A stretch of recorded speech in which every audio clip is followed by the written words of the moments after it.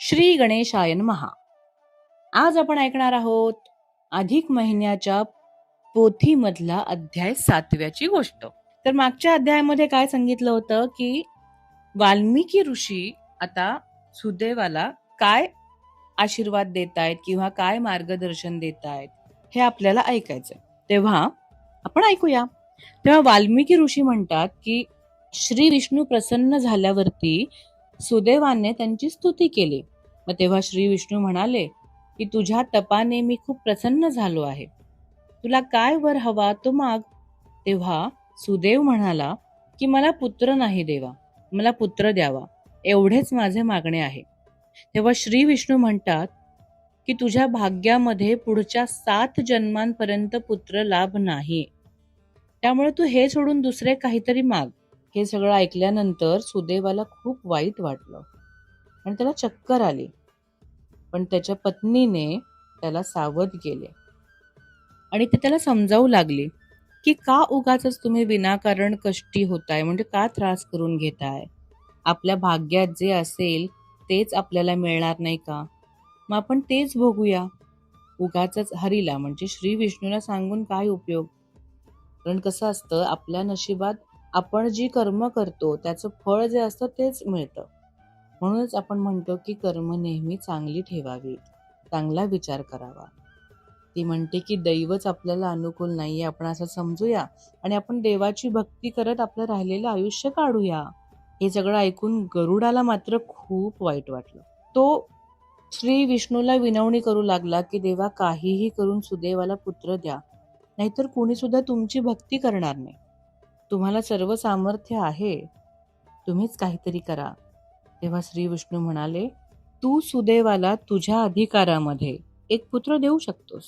तेव्हा गरुडाने त्या दोघांना पुत्रप्राप्तीचा वर दिला आणि मग श्री विष्णूला आपल्या पाठीवर घेऊन तो वैकुंठाला निघून गेला. सुदैव आपल्या पत्नीबरोबर पुन्हा आपल्या घरी येऊन राहू लागला. आणि मग काय झालं, काही काळाने त्या दोघांना एक छान पुत्र झाला. तो खूप चांगल्या लक्षणांनी युक्त असा हुशार मुलगा होता. त्यांनी त्याचं नाव सुखदेव असं ठेवलं. 8 वर्षांचा झाला तेव्हा त्याने अनेक विद्या प्राप्त केलेल्या होत्या. म्हणजे खूप गोष्टी त्याला येत होत्या आणि खूप त्याचं वागणं बोलणं सगळं खूप छान होतं, खूप हुशार होता.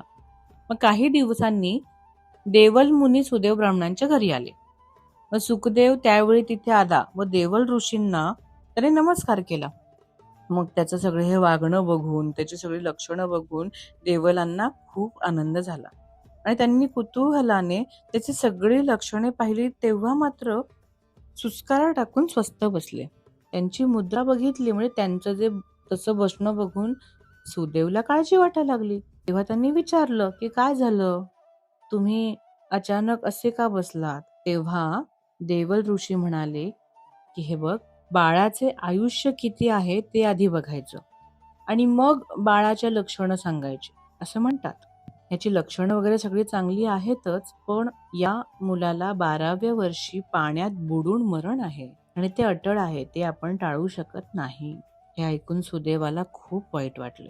मग त्याचं सांत्वन करून देवल ऋषी तिथून निघून गेले.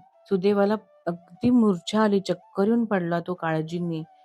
तेव्हा त्याची बायको गौतमी ही खूप धीराची होती. आपण आतापर्यंत प्रत्येक वेळी बघितलंय की तिने त्याला समजावलंय, सांभाळलंय. तर आता सुद्धा गौतमी खूप धीराची असल्यामुळे तिने आपल्या पतीला म्हणजे सुदैवाला धीर दिला आणि त्याला सांगितलं की कितीतरी मोठे मोठे लोक असतात जे मरण टाळू शकत नाहीत, त्यामुळे आपण याची फार काळजी न करता हरिभक्ती करीत राहावं असं सुचवलं. मग अशा प्रकारे पूर्वजन्मी तू सुदैव होतास आणि तो जो पोपट होता ना, ज्याने जंगलात येऊन तुला या सगळ्या गोष्टी सांगितल्या, तो तुझा त्या जन्मातला मुलगा होता. म्हणजे कोण?